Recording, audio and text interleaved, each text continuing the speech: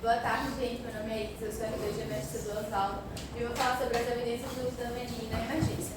Eu trouxe como base esse artigo, que é um artigo de revisão que foi publicado no final do ano passado, que fala justamente sobre as evidências do uso da VNI nos quadros de insuficiência respiratória aguda. Mas antes disso, eu vou falar um pouco sobre ela. É uma técnica de ventilação mecânica que a gente utiliza uma máscara interface como uma ponte entre o paciente e o ventilador, aplicando a pressão positiva.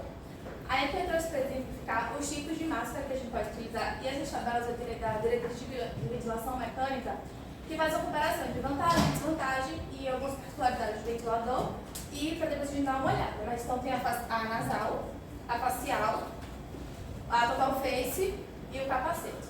E aqui um exemplo de cada uma delas. Quais são os modos de VNI que a gente tem?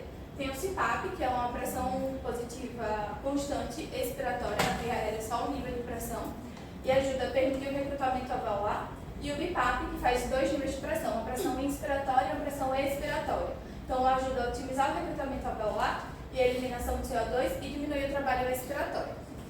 Quais são as contraindicações da VNI? As principais, as absolutas. Necessidade de intubação de emergência e parada cardiorrespiratória. As outras contraindicações relativas, como rebaixamento de nível de consciência, não proteger via aérea, risco de broncoaspiração, vai depender do paciente e da experiência da equipe com a VNI, para avaliar se tem contraindicação ou não. Quais são as indicações? Que a gente tem benefício evidente. Então, edema agudo de pulmão, DPOC exacerbado, insuficiência respiratória aguda hipercapnica. E como a gente avalia que o meu paciente está respondendo à VNI? Diminuição de frequência respiratória, aumento de volume corrente, melhora do nível de consciência, diminuição da musculatura acessória, aumento de PO2 e diminuição de PCO2.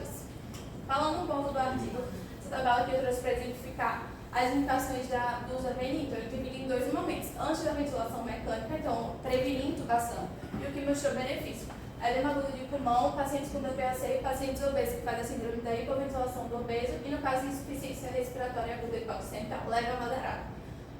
Depois que o paciente já está em ventilação mecânica, como a VNI pode ajudar? Então, tem 3 conceitos.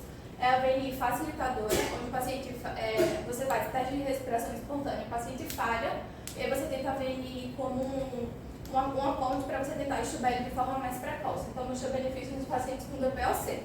A VNI preventiva, onde você faz TRE, o paciente ele tem sucesso se você estuba, mas ele apresenta fator de risco para falha respiratória, para essa estubação.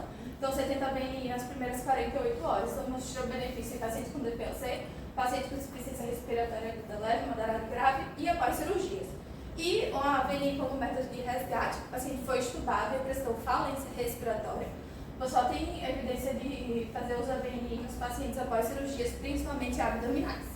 Essa tabela faz uma relação da frequência do uso da VNI com a síndrome de desconforto respiratório agudo e mostra pra gente que os pacientes com a relação de PO2 a FiO2 menores do que 200, eles apresentaram mais falha ao uso da VNI e, consequentemente, maior necessidade de intubação.